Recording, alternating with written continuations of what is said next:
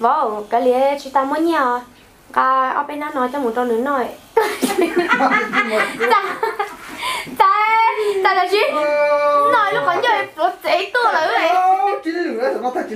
Ta có chị tìm một cái thì chị sẵn luôn à. Chả có mắt cháy luôn thì cũng chế đâu mà. Yêu bê.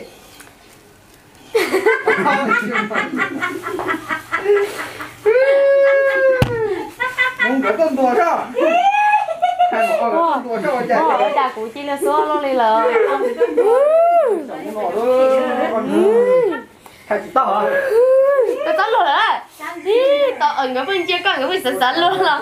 Cô ơi dạng khề đấy nè. Lấy hả? Trời mà cũng sắp thu chạy đi chăng nè.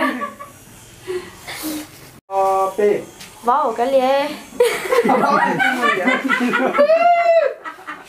Bà ơi! Con đùa nặng ra! Ông chị! Bà ơi, chị mà chị!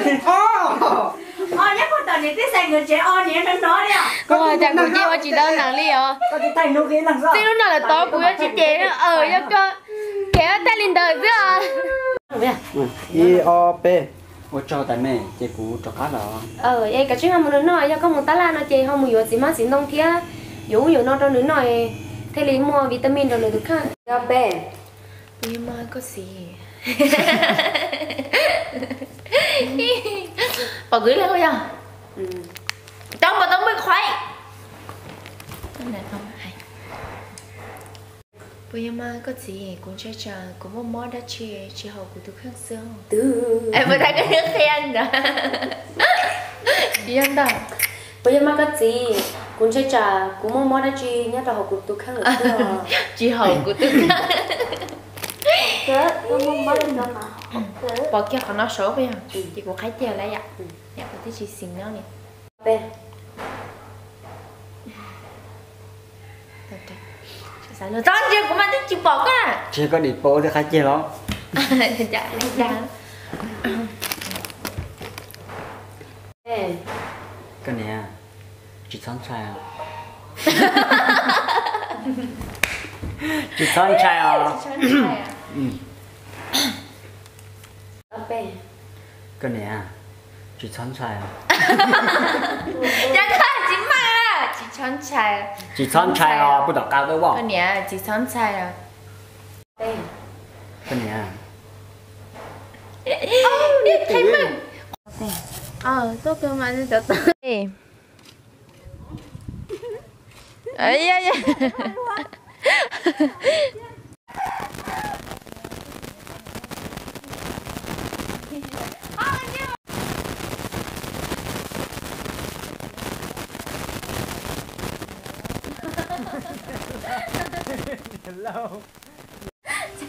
Không có cú sắn luôn.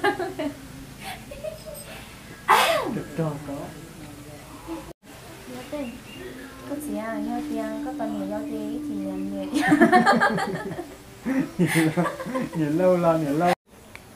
Có gì à, nhau tiền, có toàn nhiều nhau thế thì làm nhau sao cũng là sự đánh nhau.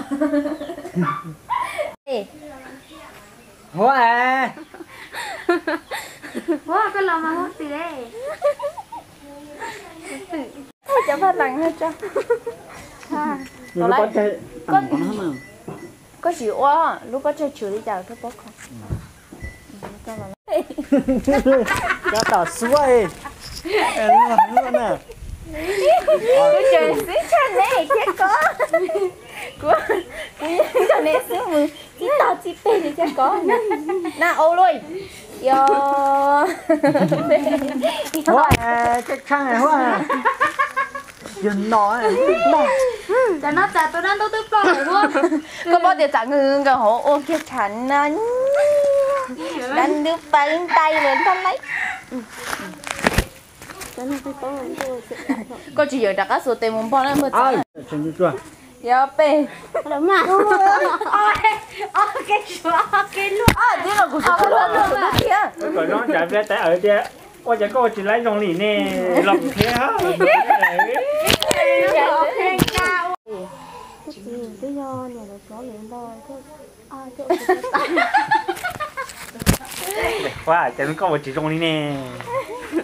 bác chỉ cho chết thiên cho giờ trả có chỉ thì thái đi nè thấy là giờ hay đang muốn cái gì chuyện nó hay nè ơi à chạy ra của hai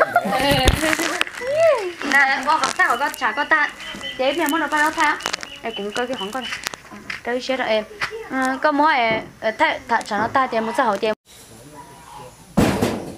một trái chắc thế không chứ có nó vẫn nhau theo bỏ con này mày vẫn men có bên có xương mà không bên lo chua cho vẫn men có bên của mà hai bên nó năn nữa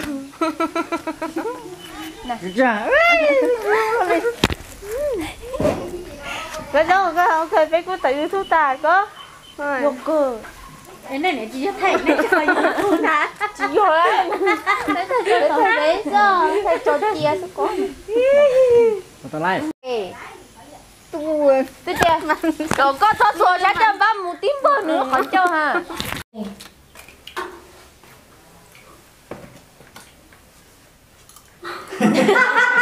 Con năm mỏ. bơ trả bữa về đâu mà Trả lại chết đi rồi, chết đi cho bố khỏi để đâu đi rồi. trả lên nói lớn tiếng lại lớn ô cho hắn chút bút đó rồi cái chuyện này tử